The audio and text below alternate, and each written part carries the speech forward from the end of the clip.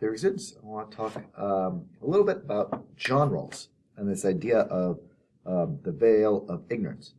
So, John Rawls, like Plato and like Aristotle, is concerned about justice, right and wrong, what conditions in society we can create to ensure right and wrong, right? So for Plato, we've got the idea of the philosopher king, right? Philosopher king can orient everyone towards the good because they understand the good and knowledge. Aristotle thinks we can create the best society, by people learning good habits, and that we need people to teach people good habits, and society should be geared towards creating rules and policies to teach people good habits of citizenship so we can create good people.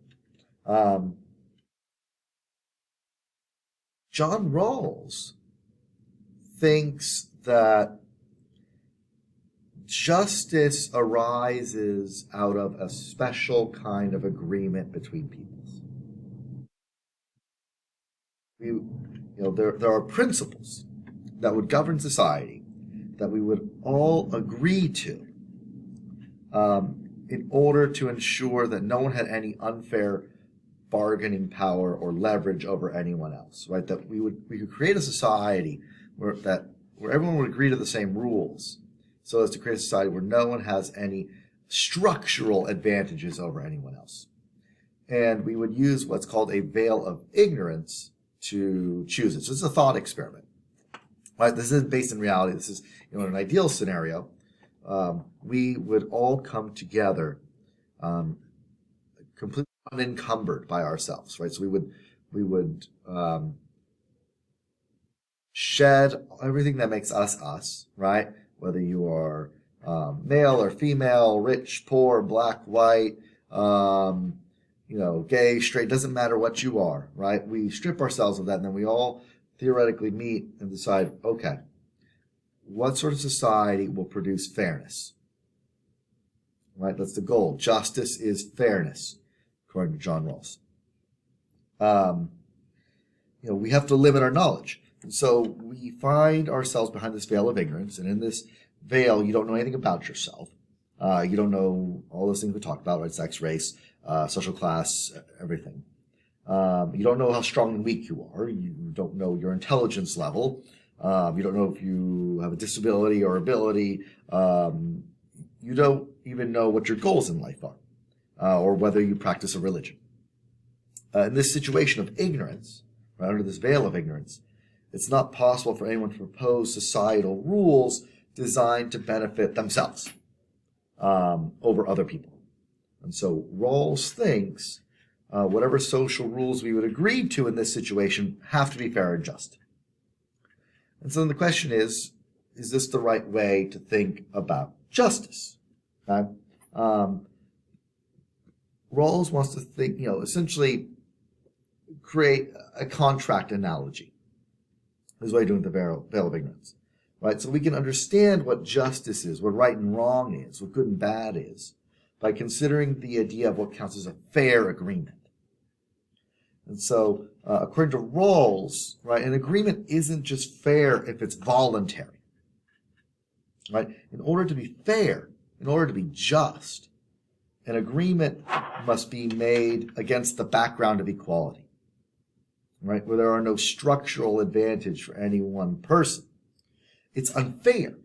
It's unjust if one person is able to take advantage of another because they're stronger, richer, better informed, more powerful, and the system is set up in such a way so as to benefit those person and their advantages. Okay? And so,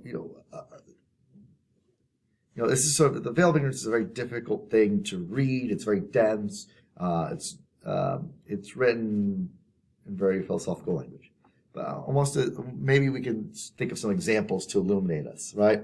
So Rawls wants to say, just because we voluntarily agree to something doesn't necessarily mean that it's fair, okay? So I'll give a recent personal example here. So, basement flooded. Our basement flooded, right? Last Christmas. And so, we woke up, we had gone downstairs and there's water all over the basement, right? A couple inches of water in the basement. Like, oh my God, what do we do? Right? We clean up all the water, and then we start calling, companies to come and try and figure out the source of the water. First guy comes and says, oh man, whole foundation, terrible. None of it's waterproof. We have to dig up the entire outsides of the house, all four corners, excavate way out, redo everything. $30,000. I don't know if that's a good price. I don't know if that's a bad price. I don't know whether I'm being lied to, whether a person's being completely honest with me, right? I don't have the knowledge to know, okay? So it's like, oh my God, $30,000. The guy's like, you got to hurry up. Next time, big storm, it's going to do the exact same thing. It's like, right? And so like, okay, but, maybe we can get other estimates, right? Call another couple people, and everyone says different things, right? One person's like, you only have to waterproof this side of the house. This is where the water came from. That's going to be $8,000. Another person's like, well, these parts of the house and slope and grading, and, it's going to be 12 and 12.5. What is it? What do we do? I don't have the knowledge. If I had just jumped on that first guy, right, at $30,000, right, this is terrible, awful, your house is going to collapse, it's going to fall into the ground. Is that fair? Right? If I'd agreed to it, would that have been fair? Right? The person had more knowledge. Was he trying to scam me? Right? I don't know. And so Rawls wants to say that, eventually it turned out that it wasn't the $30,000 fix, right? It was the much cheaper fix. Just a couple $1,000s. As opposed to $30,000, which a couple different companies told me. So it was clear that the first guy was trying to take advantage and scam me. But I wouldn't, I imagine like if I had a burst pipe in my house, right, and trying to shut off the water and fix all the damage, and someone comes and tries to take advantage of you, right? Or you take your car to a mechanic, right? They have way more knowledge than you. They can tell you also, it happens all the time, right? Shady places do shady things, and the wants society to not be like that, right? Not just agreements between plumbers or contractors, things like that, but like the structure of society should be, society should be structured in such a way so that no one has an inherent advantage over anyone else, right? Yeah, we may have differences in wealth, we may have differences in knowledge, we may have differences in skills and abilities, but in the end, we need to create a society where the rules are such that we create an even playing field, a fair playing field for everybody.